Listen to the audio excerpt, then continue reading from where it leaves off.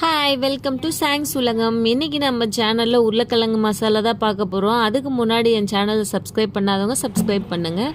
உருளைக்கிழங்கை நம்ம வேக வைக்க போகிறோம். குக்கரில் உருளைக்கிழங்கு கழுவி போட்டு ஒரு 2 விசில் வச்சா போதும். கட் பண்ணி போட்டிங்கன்னா ஒரு விசிலே உருளைக்கிழங்கு வெந்துடும். ஸோ நம்ம முழுசாக போடுறோம். ஸோ 2 விசில் வச்சு நம்ம நிறுத்திடலாம். அப்புறம் மிக்ஸி ஜாரில் பூண்டு, கொஞ்சம் இஞ்சி, பச்சை மிளகா, கொஞ்சம் சோம்பு வச்சு அரைச்சிக்கலாம்.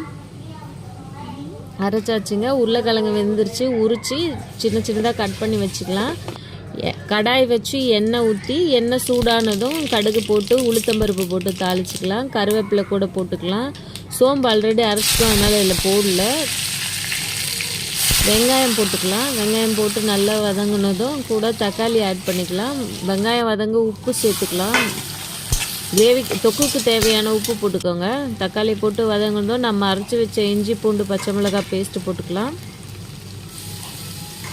பச்சை வாசனை போகிற வரைக்கும் வதக்கிடுங்க.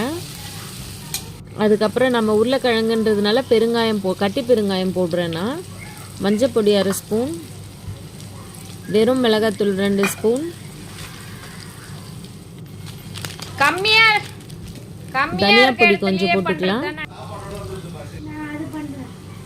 வேக வச்ச உருளைக்கிழங்கையும் உள்ளே சேர்த்து நல்லா வதக்கிட்டு உப்பு காரம் பார்த்துட்டு கொஞ்சம் சிம்மில் வச்சு உருளைக்கிழங்கும் மசாலாவும் நல்லா சேர்கிற அளவுக்கு கொஞ்சம் ஃப்ரை பண்ணிக்கலாம். அவ்வளோதாங்க, ஈஸியான சுவையான உருளைக்கிழங்கு மசாலா தான். தேங்க்ஸ் ஃபார் வாட்சிங்.